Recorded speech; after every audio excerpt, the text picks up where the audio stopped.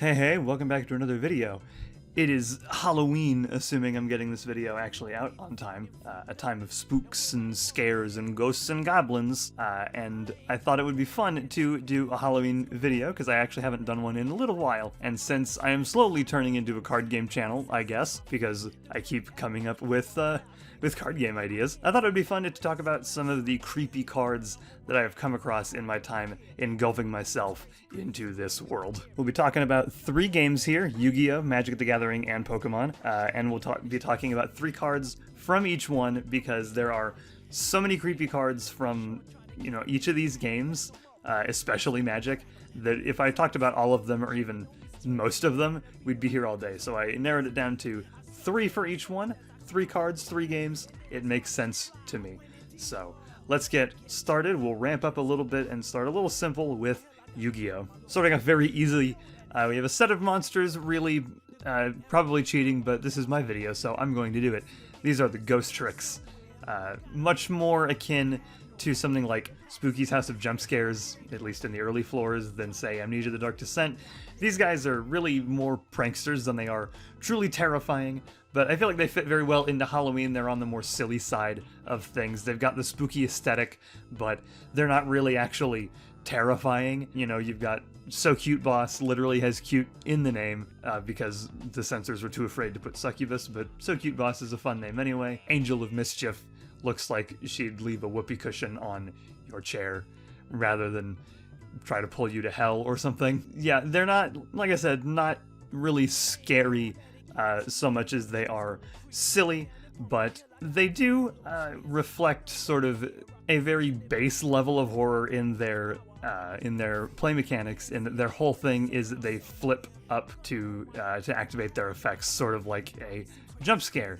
So, be careful around them, because even a jump scare can catch you off guard. A little further up, we have World Legacy in Shadow. This is a more specific card than just Ghost Tricks in general.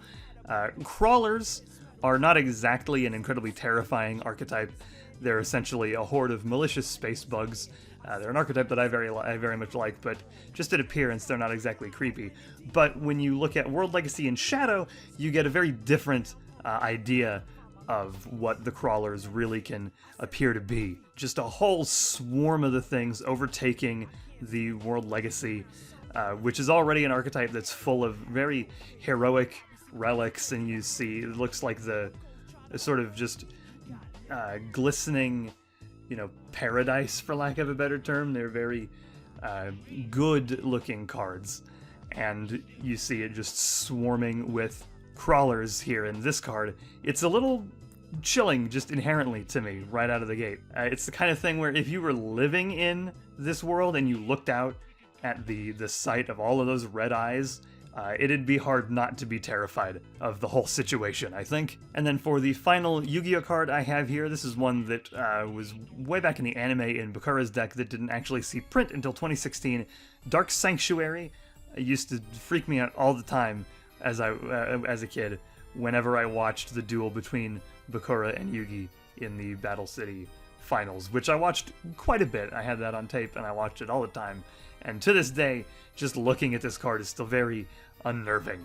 You've got this ominous, decrepit castle way off in the background that is very clearly stuffed to the brim with ghosts, which in the anime it literally was. There was an evil spirit of the Dark Sanctuary that would possess the opponent's monsters. So it objectively has a ghost in it, and it's only made worse with all of the eyes and mouths in the red sky. Looking at it kind of makes you wonder if you're keeping a full grip on your sanity, like you're playing Eternal Darkness, with all the weird effects that game would do. Bakura's deck has a lot of really creepy, really haunting cards in it, but this is one that has always stuck with me, and still one that I desperately need to own in my personal collection. Those are all the ones that I have for Yu-Gi-Oh! So next we'll be ramping up quite a bit into Magic the Gathering. Magic is, I think, the king of creepy cards. There are countless just unnerving, terrifying, freaky cards that I came across while looking through this video. It was so hard to narrow this down to just 3.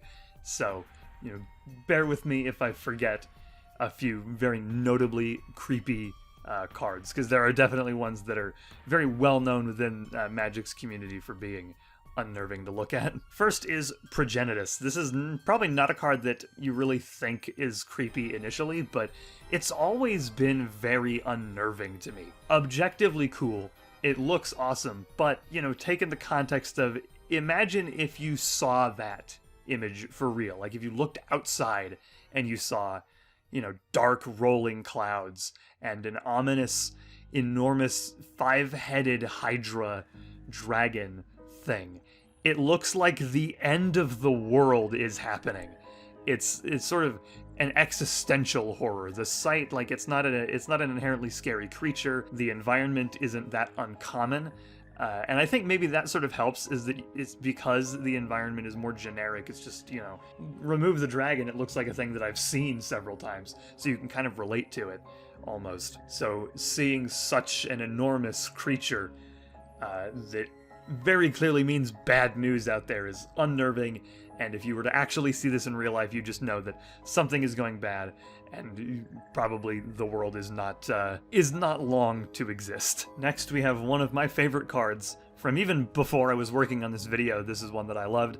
This is Uninvited Geist. Hailing from Innistrad, a plane already full of unspeakable horrors, Uninvited Geist is a good example of a thing that I've talked about plenty of times before, is how good flavor text can be. And it takes a very simple action such as a knock on the door and showing you how it can go horribly, horribly wrong. Even just looking at this initial art of this bony hand reaching for the knocker, or having already used the knocker so you know whoever's inside has heard it, is unnerving. It only gets worse when you flip it over, because this is a two-sided card.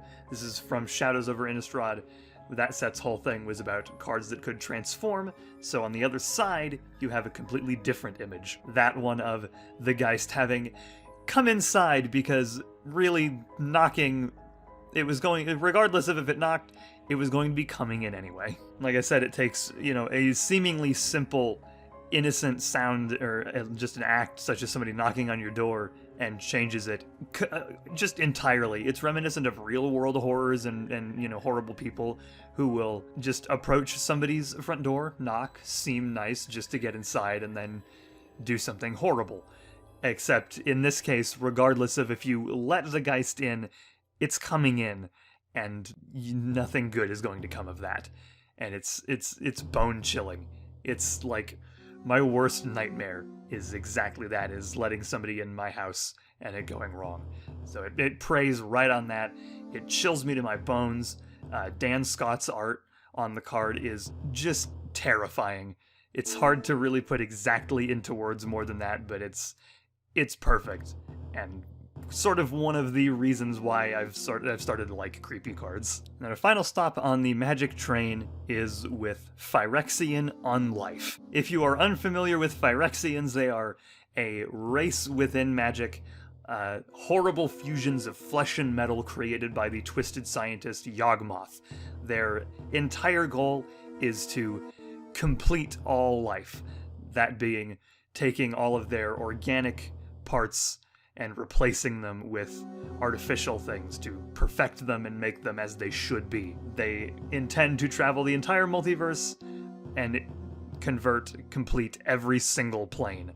And here in Phyrexian Unlife, we see very clearly somebody who has just undergone that process and has probably not fully, or is maybe even in the process of undergoing it, and has not fully aligned with the Phyrexian way of life, that being that this is the correct thing to do from their perspective. There's glistening oil dripping down from the eyes, glistening oil being the very thing that helps spread the corruption of Phyrexia. What really makes this for me is you have that almost porcelain stone-faced mask that doesn't give any particular expression, but those eyes are screaming. That person, whether they are currently undergoing completion or have just recently gone it and haven't fully sort of melded, for lack of a better term, into the Phyrexian goals. It's another one of those sort of existential things where your own will, your soul is being eroded and you are being turned into a foot soldier or just another cog in the machine of some other force. Almost like the Borg in Star Trek, but like a million times more terrifying, if you ask me. Yeah, this is a card that I can definitely see being in some nightmares. It is an unsettling image. Jason Chan's art, again, sells the whole thing. Just about any of the game's artists would have been able to nail it, but I don't know if any illustration other than this one in particular would have really done it quite the same way and would have made it really as terrifying as it needed to be.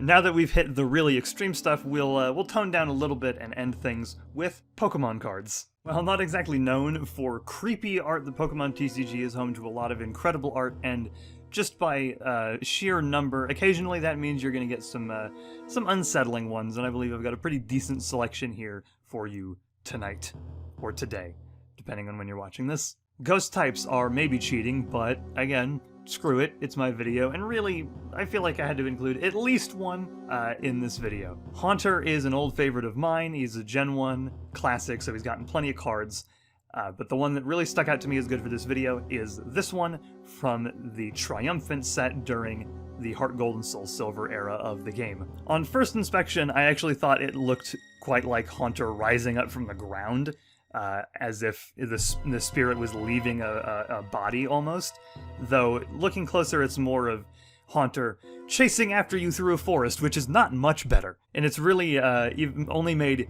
even worse by the flavor text down at the bottom, or I guess the Pokedex entry. Its tongue is made out of gas. If licked, its victim starts shaking constantly until death eventually comes. So with that there, and you see the image of the Haunter reaching out, coming towards the viewer almost.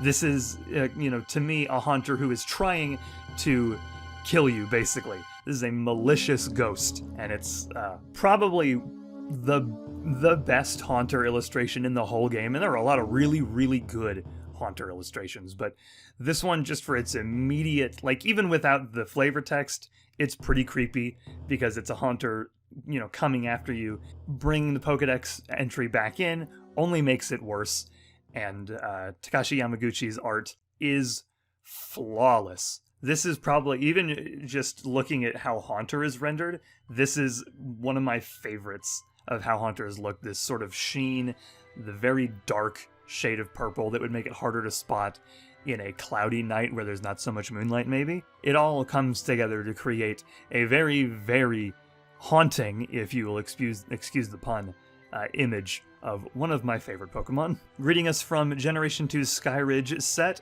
This is a Pokemon you really wouldn't think of as being creepy, at least I wouldn't, but their Crobat is one that very much immediately stuck out to me.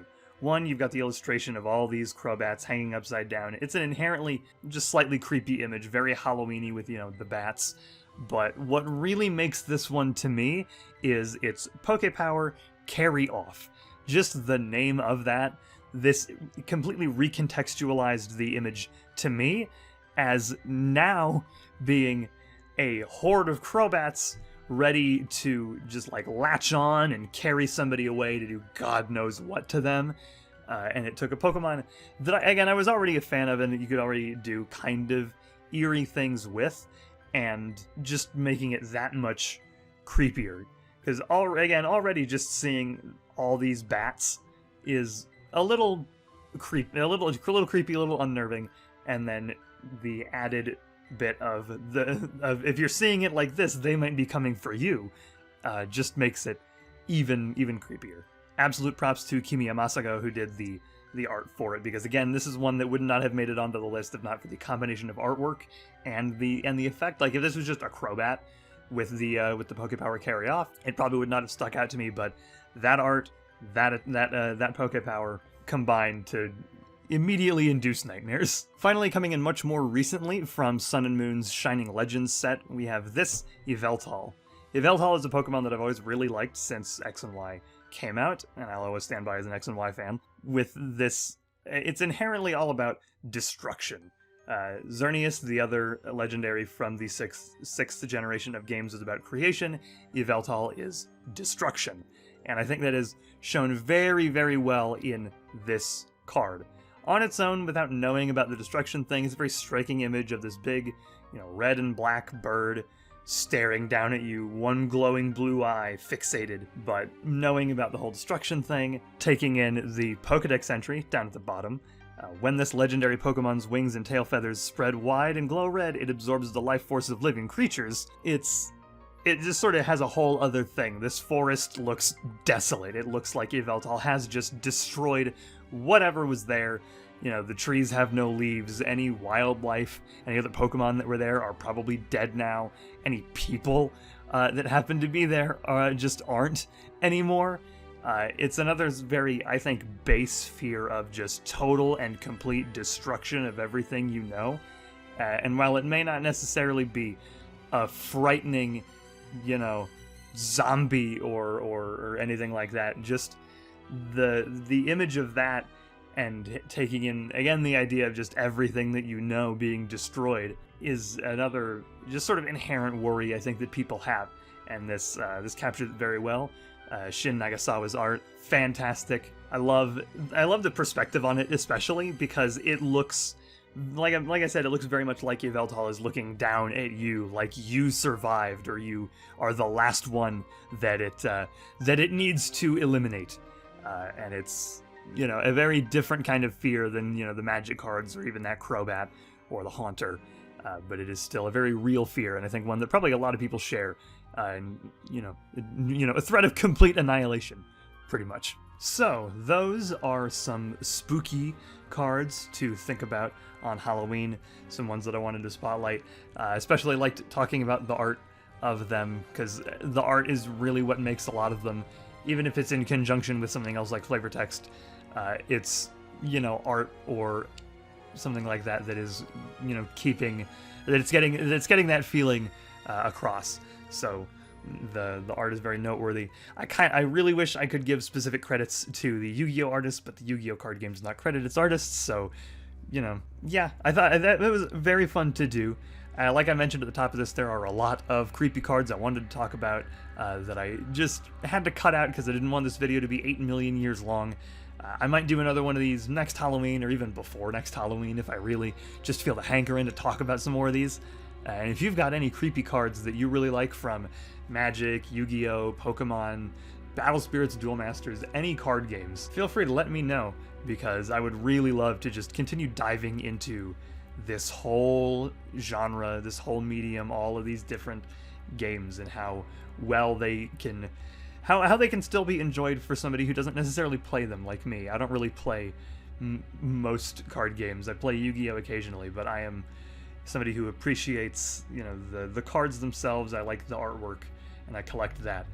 So I like to be able to show how you can still enjoy it without necessarily playing the game. As always, if you enjoyed the video, give me a like. If you feel that the video so deserves it anyway, it'll really help me out.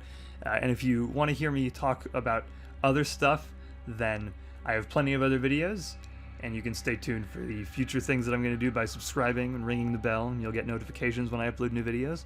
Alternatively, you can go follow me over on Twitter @VicFant, where I tweet usually when I'm working on something, or even if I'm not strictly saying that I'm working on something, if I'm tweeting a lot about something, there's a non-zero chance I'm working on a video about it, and I always post, always, when I upload a new video. My most recent video is always my pinned tweet, so Twitter is secondary to YouTube's notifications actually working, the best way to know when I upload new content. Plus, you'll probably get to see me say something really, really stupid. And then if you want to support my content, throw a couple of bucks my way, you can. I have a Patreon. It is linked down in the description.